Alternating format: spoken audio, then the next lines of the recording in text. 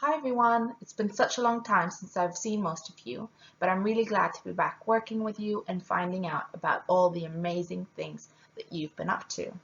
This video will be on your week 1 Monster Home Learning Pack. We'll be focusing on the SPAG section, so spelling, punctuation, and grammar. Hopefully you've had the chance to try the questions out already. If you haven't, pause now and go try them out first. If you have tried but you didn't manage to do them all, or you need some reminders, that's okay. We'll go through it together. I'll be going through each question one at a time, and I'll be asking you some bonus questions. So make sure you're sitting up, brain switched on, and let's go. So question 1 says, write out the sentences in your best handwriting and add the correct punctuation. I've highlighted the important parts that we need to remember. We need to use our best handwriting and add the correct punctuation. Now, who can remember what a golden sentence is? What 3 things do we need in order to have a golden sentence? I'll give you 10 seconds to think about it.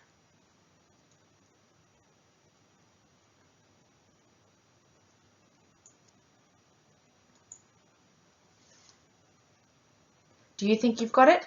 Let's see. We definitely need to include capital letters at the beginning of our sentences, full stops at the end of our sentences, and finger spaces in between our words. So that's capital letters, full stops, and finger spaces. Did you get that correct? If you did, give yourselves a pat on the back. Well done. So for my first question, I already know what I have to do. The spiky, spooky space monsters all wave and roar. Now, to make this a golden sentence, I need to add my capital letters. I need to add my full stop. And when I'm writing it out, I'll definitely make sure to use finger spaces. Now that I've added in my capital letter and full stop, I need to read through my sentence to check if there's any other punctuation missing. The spiky, spooky space monsters all wave and roar. Now I can see 2 adjectives in my sentence. Can you remember what an adjective is? An adjective describes a noun. Can you spot the 2 adjectives in my sentence? Spiky, spooky.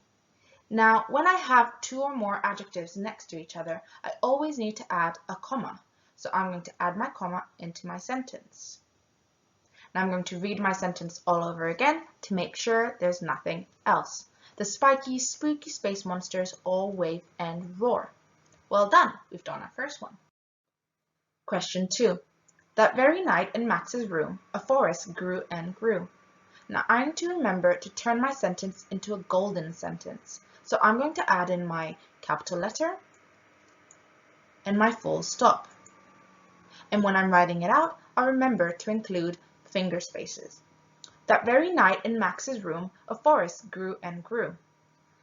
Now, I need to add another capital letter, but for a different reason than before. This time, I'm adding a capital letter because it's the name of a noun. Max is the name. So I'm going to add my capital letter. I also need to add an apostrophe somewhere. The room belongs to Max. So I need to add an apostrophe to show that it's his possession. Well done. Question 3. And now, cried Max, let the wild rumpus start. Now this question is a little bit trickier, but we'll work through it together. First of all, you need to think about your golden sentence. So you need to add your capital letters and your full stop. I also need to add a capital letter for the name Max.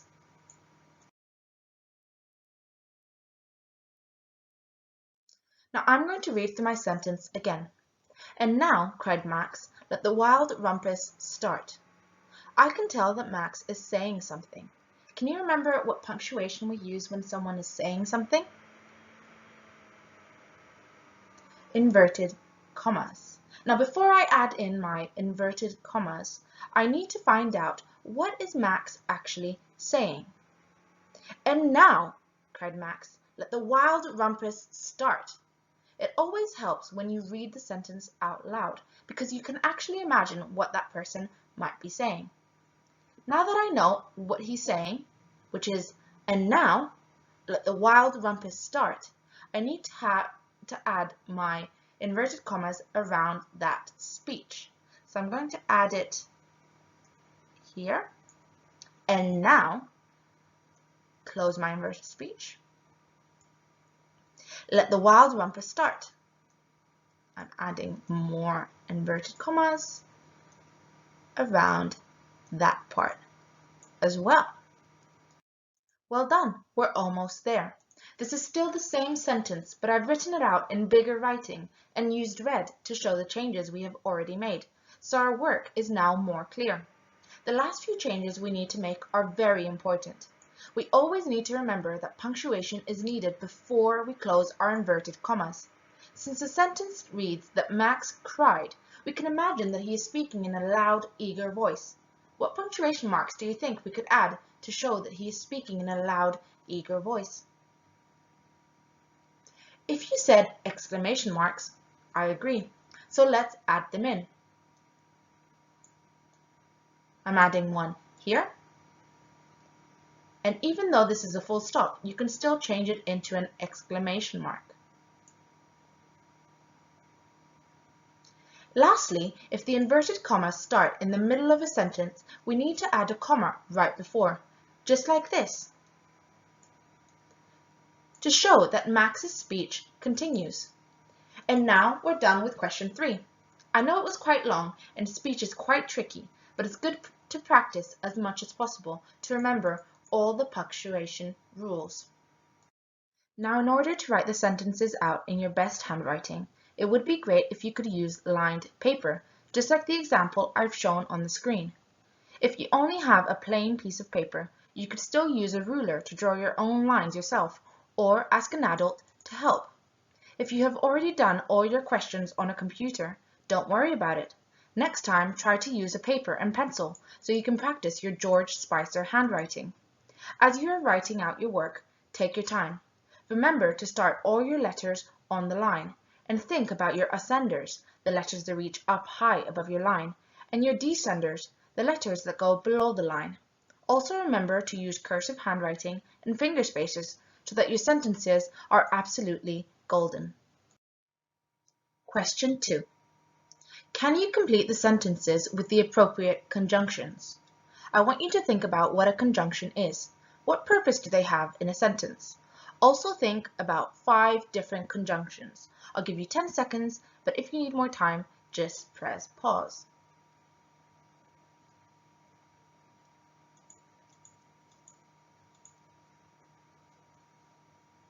Did you get it?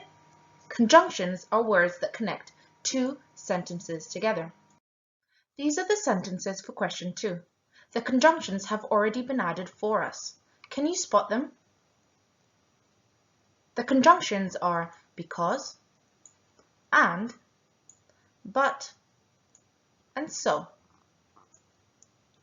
We need to complete the sentence using these conjunctions and then read through to make sure that they make sense.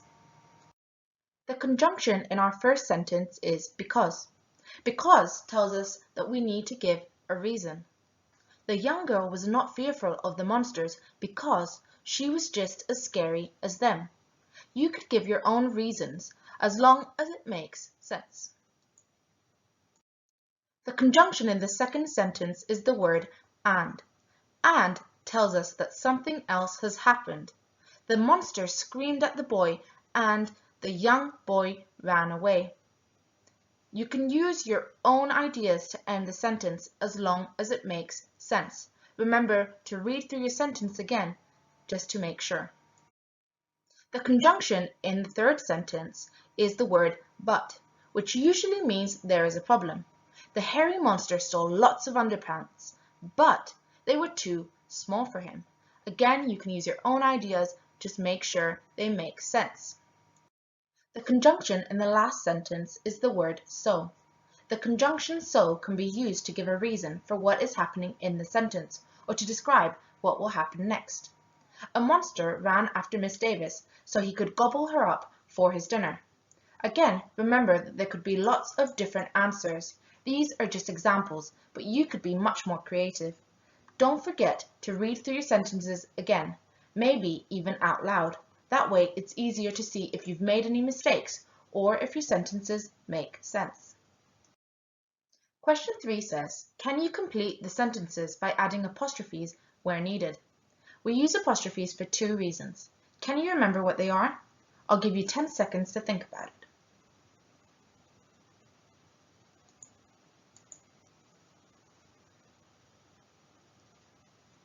Do you think you've got it? Apostrophes can be used to tell us that something belongs to someone. This is called a possessive apostrophe. We can also use an apostrophe to put 2 words together and miss out some letters. The first sentence says, inside Oliver's orange coat pocket contained 2 small monsters. We need to think about who does the orange coat pocket belong to. The orange coat pocket belongs to Oliver. So the word Oliver needs a apostrophe, just like this. Good. The second sentence says, I don't want to go to bed, shouted the fluffy pink monster. Here we have a different type of apostrophe. 2 words were combined to make 1. Can you guess which one it is? The words do not were combined to make the word don't. So we need to add an apostrophe in the word don't.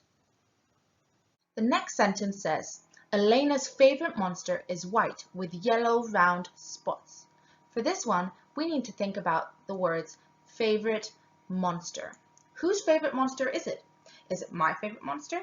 Is it Miss Conway's favorite monster?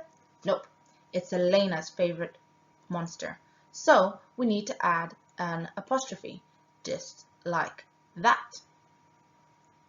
For the last sentence, Mr. Lalji's gloves have silver and gold monsters on them. Now, we're talking about the gloves.